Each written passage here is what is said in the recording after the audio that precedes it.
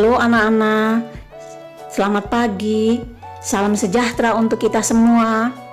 Apa kabar anak-anak di rumah? Pasti baik dan sehat ya.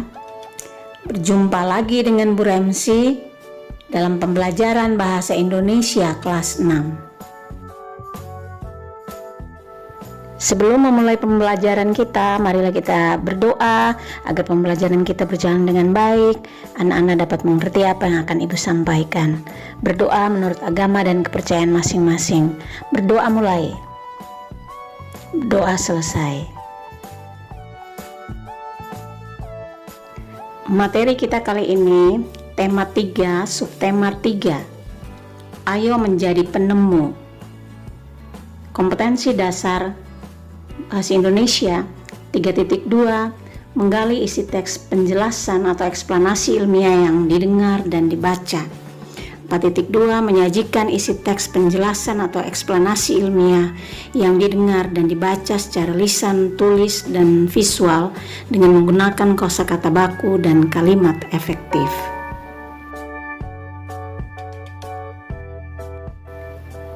Tujuan pembelajaran kita kali ini, setelah pelajaran selesai, diharapkan siswa dapat menyampaikan informasi penting dari teks eksplanasi menggunakan kosakata baku.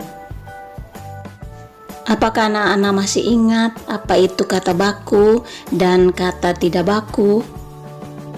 Kata baku merupakan kata yang penulisannya sesuai dengan kaidah bahasa yang ditentukan, baik ejaan maupun tanda baca.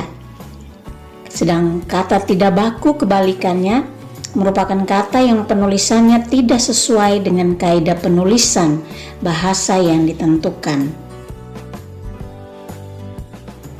Kata baku biasanya digunakan dalam kegiatan resmi kenegaraan, pembelajaran di sekolah-sekolah, pembuatan surat dinas, naskah ilmiah, dan lain-lain. Untuk melihat apakah kata baku yang kita gunakan sudah baik dan sesuai aturan adalah dengan melihat kata yang ingin kita gunakan di Kamus Besar Bahasa Indonesia atau KBBI. Kamu dapat melihatnya secara online atau KBBI dalam bentuk buku.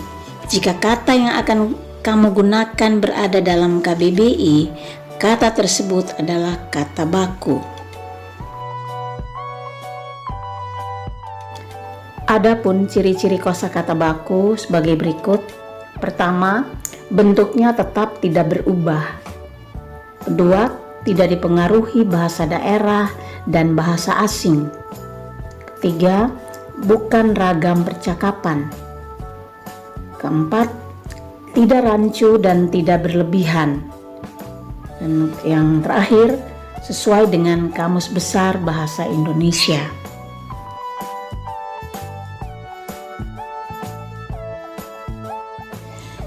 Kata tidak baku merupakan kebalikan dari kata baku, yang penggunaannya tidak sesuai aturan dan kaidah berbahasa Indonesia yang sudah ditentukan sebelumnya. Kalimat tidak baku lebih sering digunakan dalam percakapan sehari-hari karena terkesan lebih santai dan tidak kaku.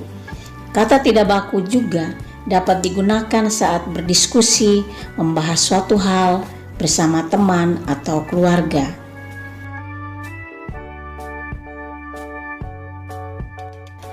Adapun ciri-ciri kata tidak baku sebagai berikut. 1. Umumnya digunakan dalam bahasa sehari-hari. 2. Dipengaruhi bahasa daerah dan bahasa asing tertentu. 3. Dipengaruhi dengan perkembangan zaman. 4. Bentuknya dapat berubah-ubah. Yang kelima, memiliki arti yang sama meski terlihat beda dengan bahasa baku. Ayo anak-anak, kita melihat contoh kata baku dan kata tidak baku. Dari beberapa contoh kata-kata di bawah ini, anak-anak bisa belajar dan juga bisa menambah kata-kata baku yang lain di Kamus Besar Bahasa Indonesia. 1. Abjad adalah kata baku. Abjad dengan akhiran T tidak baku. Akhirat adalah kata baku. Akhirat adalah kata tidak baku. Aksesori adalah kata baku.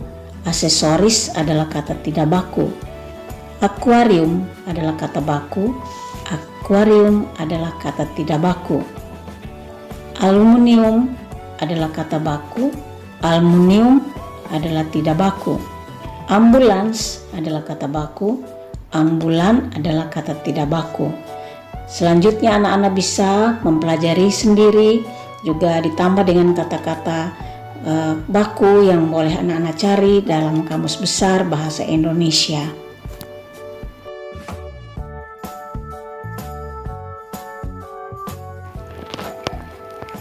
Anak-anak, sekarang kita akan membaca teks eksplanasi.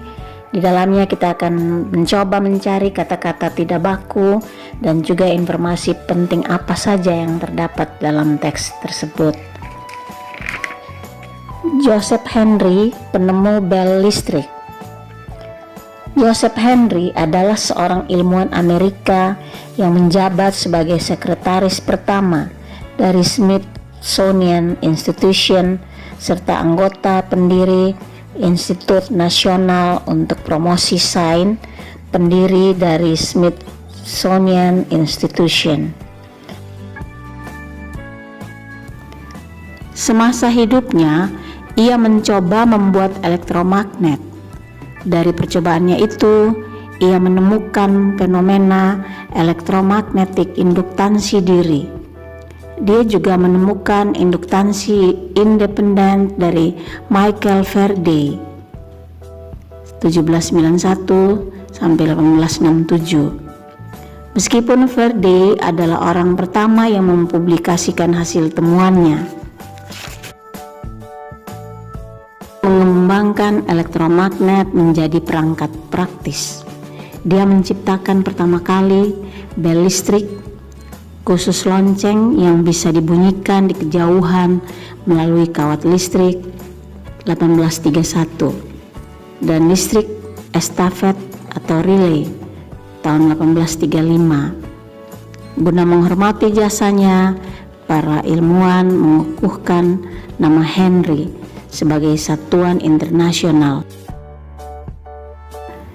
Karya Henry pada relay elektromagnetik adalah dasar dari telegraf listrik praktis yang diciptakan oleh Samuel F. B. Morse tahun 1791 sampai 1872 dan Sir Charles Wheatstone tahun 1802 sampai 1875 secara terpisah.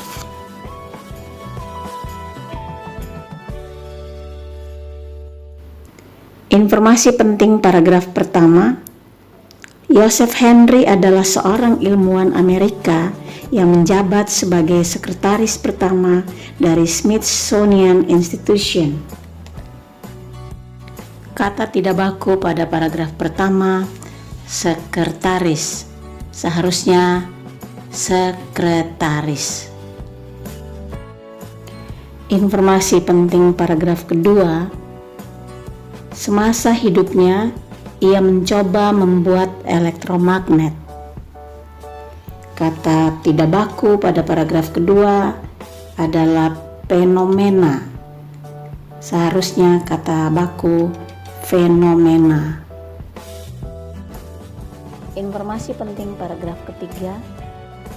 Dia menciptakan pertama kali bel listrik, khusus lonceng yang bisa dibunyikan. Kata tidak baku paragraf ketiga, praktis, yang seharusnya kata bakunya praktis. Telegraf, harusnya telegraf. Demikian pembelajaran kita kali ini. Ibu berharap anak-anak bisa memahami apa yang telah Ibu sampaikan. Doa Ibu, anak-anak tetap sehat dan tetap semangat dalam mengikuti pelajaran. Ibu berpesan, patuhilah protokol kesehatan. Jika keluar rumah, gunakanlah masker, cuci tangan dengan sabun, dan jangan berkumpul-kumpul dulu ya. Terima kasih atas perhatiannya. Sampai jumpa di video pembelajaran selanjutnya.